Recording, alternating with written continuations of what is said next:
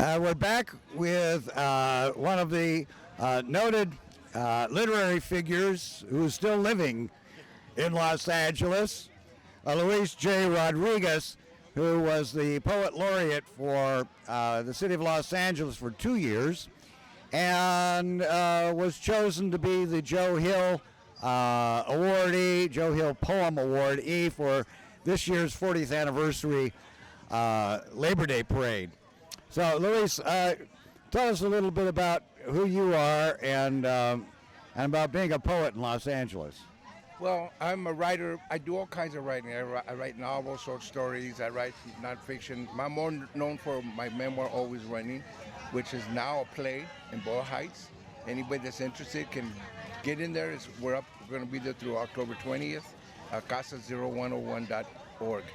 But I'm most known for being a poet, because I've been doing poetry for 45 years, something like that. And I became poet laureate of the city. I was very honored to do that. I went all over the city. I went in the harbor. I was everywhere, every part of the city you can imagine. I come from every part of the city. I lived in San Pedro. I grew up in Watts, and then I moved to the East LA area. And then now I'm in the Valley. I've been everywhere. So I think I'm the poet of LA pretty much the way it is now. So you're familiar with some of the other poets of Los Angeles, most notably the one that was famous for having ended up in San Pedro. Yeah, Charles Bukowski. I'm very familiar. And I'm one of those guys that actually liked Charles Bukowski as a poet. I read his poetry. It was accessible to me, but there was a lot of poetry in it. People say he's not that much of a poet, and I read him pieces. I go, man, there's poetry in there.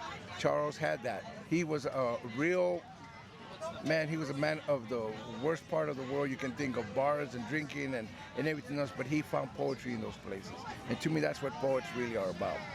And so he was writing about real life stuff, which is a lot of what you write about. Yeah, because he wrote about factories. He wrote about the work in the post office. He wrote about just living in a hard life in this world that for many of us who are migrants, who are workers, who don't fit in the patterns of other people, we're struggling all the time. And there's poets there, there's singers, there's musicians, there's dancers.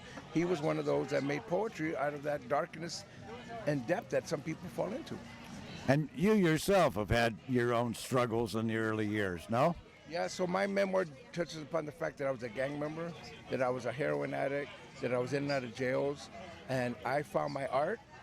Besides painting, besides whatever other art I did, poetry came out of all that experience, and I became dedicated to writing to the point that now that's what I do full time. And not only that, me and my wife started a culture center in the San Fernando Valley, in the Pacoima, Silmar, San Fernando area called Tia Chucha Centro Cultural and Bookstore. It's the only bookstore for 500,000 people, and the only cultural center for all those people, the only one that shows films. We don't have no film houses there, and it's doing great, and we've been there 18 years. I'm really glad that we were able to do that for the community. Well, all you need now is a newspaper for out there. There you go. I'm close to it. We have our own press. Tia Chucha Press. We publish books. We publish poetry. We have like 70 books. Some of our authors have gone on to win Pulitzer Prize nominations, National Book Awards, major prizes. And so we're still doing it. We're looking for new voices, emerging voices all the time. Wow. So, do you do any work in the schools? I do tons of work in the schools. I have to, because turns out Always Running is one of the most checked out books in libraries and schools, but one of the most stolen.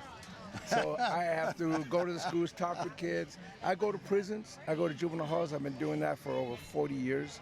I'm in a prison now. I go to Lancaster State Prison every Monday, teach creative writing to 2 high security prison yards there. Love this. I love these guys. I love doing this work. So this is what I do. I take it out wherever I can. Wow, that's amazing.